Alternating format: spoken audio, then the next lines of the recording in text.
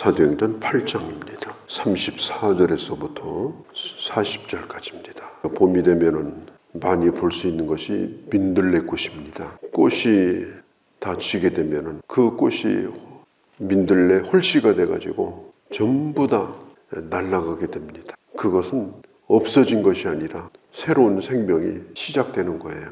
복음이 이와 똑같습니다.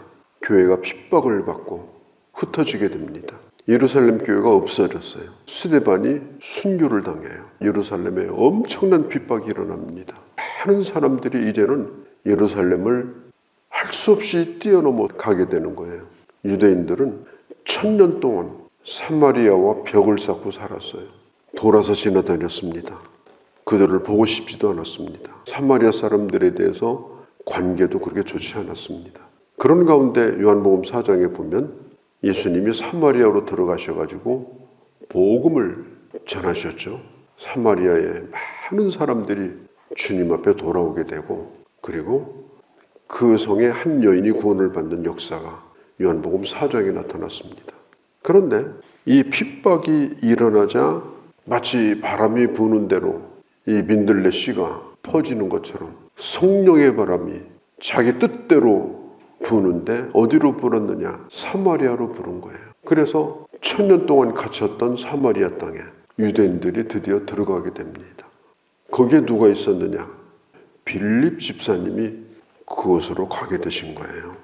오늘도 성령께서는 강권적인 역사로 어디든지 순종하는 사람을 통해서 주님의 복음이 증거되기를 원하십니다. 그때 빌립이 사마리아에 가서 어마어마한 역사를 일으킵니다. 심지어 마술사도 주님 앞에 돌아오게 되고, 그 현장은 놀랍기 그지가 없었습니다. 어떻게 사마리아에 이런 일이 일어나느냐. 그래서 사도들의 지지를 받고 사마리아 사역은 더욱더 힘을 얻게 됩니다. 이제는 조직도 만들고 이제는 직분자도 세우고 그렇게 해야 되는 그런 시점인데, 그때 26절에 보면 주님의 사자가 빌립에게 일어나서 남쪽으로 가라. 그 남쪽이 어디냐? 바로 가사라고 하는 곳입니다. 해변길을 따라서 흔히 해안길이라고 부르는 블레셋의 5대 도시 가운데 하나가 가사예요. 광야로 접어드는 끄트머리입니다. 거기서 물도 구하고 거기서 먹을 것도 구하고 이제 광야로 들어가게 돼요. 그래서 애굽으로 들어가는 그 마지막, 그것이 가사입니다. 그런데 하나님께서 사마리아를 떠나서 저 가사 광야로 가라. 만일 빌립이 상식적으로 생각했다면 가사로 가지 않았을 겁니다. 요즘으로 말하면 무슨 선교단체에서 회의를 열어가지고 이게 전략적으로 맞느냐, 광야로 가는 게 맞느냐, 거기 사람이 있느냐? 사람 사는 데가 아니거든요. 사람이 없어요. 어쩌다가 지나다니는 거, 그것도 지나가는 사람 하나 있을 정도입니다. 그런 곳으로 가야 되냐 말아야 되느냐, 이렇게 토론을 했다면 가지 않았을 거예요. 순종하는 사람이 있었기 때문에 거기에 하나님의 역사가 나타난 겁니다.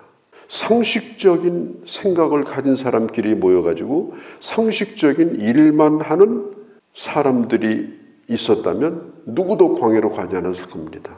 왜냐? 그건 상식에 맞는 일이 아니에요.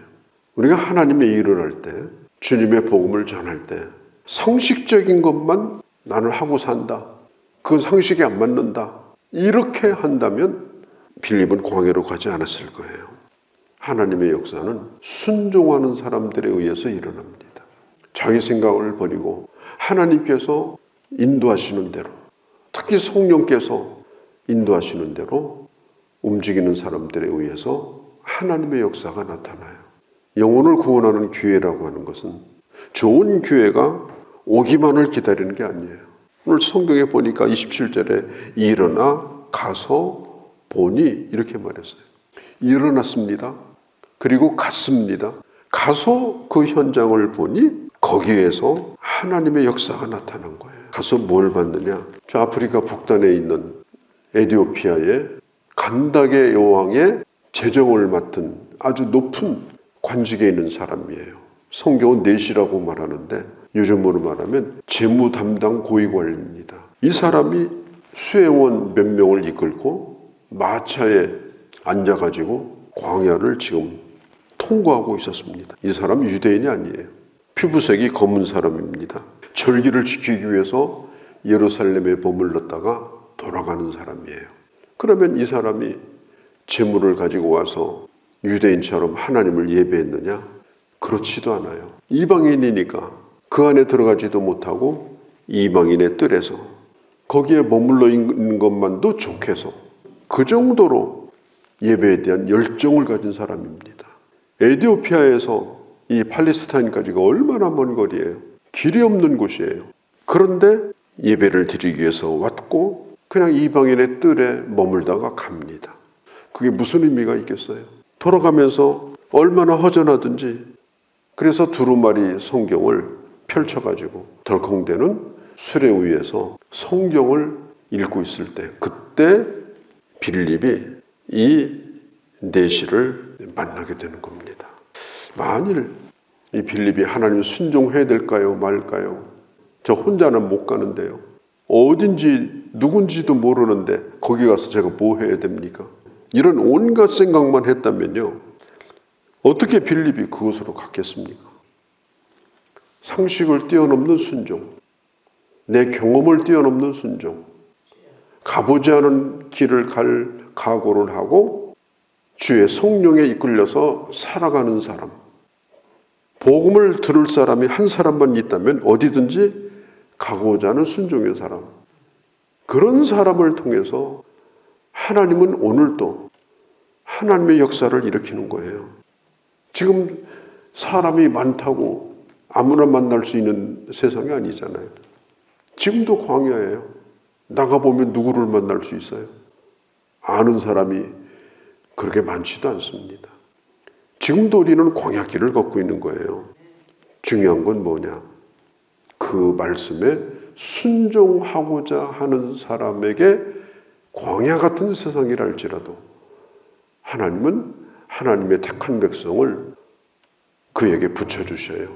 만남의 축복을 주시는 거예요. 전도할 수 있는 기회를 주시는 거예요. 에티오피아의 내시와 만날 수 있도록 성령께서 인도하시는 거예요.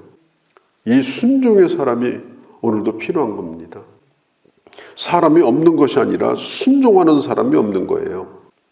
우리는 누구를 택했는지 잘 모르니까 누구든지 택한 자라고 생각하고 복음을 전하다 보면 어떤 사람은 마치 스펀지가 물을 빨아들이는 것처럼 그렇게 말씀을 받아들이는 사람을 만나게 돼요. 하나님이 숨겨놓고 예비한 사람이에요. 전도란 뭐냐? 하나님이 택한 자를 건지는 게 전도입니다. 그러면 우리는 택한 자가 누군지를 모르니까 누구든지 복음을 전하다 보면 어떤 내 설득력이나 내 지식이나 내 경험이나 이런 것들이 전도의 열매를 맺게 하시는 겁니다. 그래서 성경은 말하기를 전도에 미련한 것으로 그렇게 말해요. 지혜로운 전도란 없습니다. 무조건 되는 전도란 없습니다. 전도는 순종하는 사람에게 주시는 그런 하나님의 축복이고 열매입니다. 중요한 것은 뭐냐?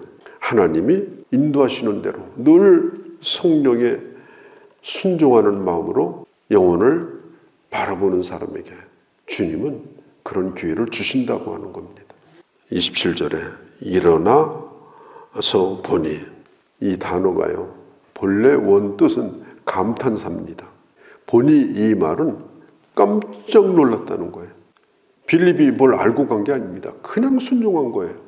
그런데 거기서 개미새끼 한 마리도 안 보이는 광야인데 끝이 없어요. 그냥 모래밭이에요. 그런데 거기 보니까 수레가 하나 눈에 들어오는 거예요. 수레원 몇 명이 그 수레를 끌고 가고 있고 그 수레 위에 사람이 하나 올라가 앉아 있어요. 그래서 빌립이 보니 이 말은 깜짝 놀란 겁니다. 덜컹거리는 수레 위에서 이 사람이 이사야서를 읽고 있었습니다. 성경을 가르쳐주는 사람이 없는데 그 이방인의 뜰에 머물다가 그 먼 길을 와서 돌아가는데 얼마나 허전하겠어요. 본 것도 없고 만난 것도 없고 받은 은혜도 없는데 이 사람은 이방인이지만 유대교로 개종을 한 사람이고 이렇게 열심을 가졌는데도 주님을 만나지 못하고 가니까 볼수록 모르겠는 거예요. 가르쳐주는 자가 없으면 알 수가 없습니다. 성경은 반드시 가르쳐주는 자가 있어야 돼요. 성경은 혼자 보는 책이 아닙니다. 성경은 가르침을 받아야 돼요. 아마 이때 그가 읽었던 성경은 헬라어로 번역된 70인역을 봤을 거예요. 그는 아프리카 사람인데도 이 책을 볼 정도로 유식한 사람이에요. 글을 읽을 줄 안다고 성경을 아는 건 아니에요. 그런데도 답답해요. 왜? 깨닫지 못하니까. 선지자의 글을 읽는 것을 듣고 들었잖아요. 소리를 내서 읽었으니까 들은 거예요. 빌립이 가만히 들어보니까 이사야서를 읽고 있는 거예요. 이사야서 53장을 읽고 있는 거예요. 그래서 빌립이 물어요. 30절 끝에 듣고 말하되 지금 읽고 있는 것을 깨닫느냐?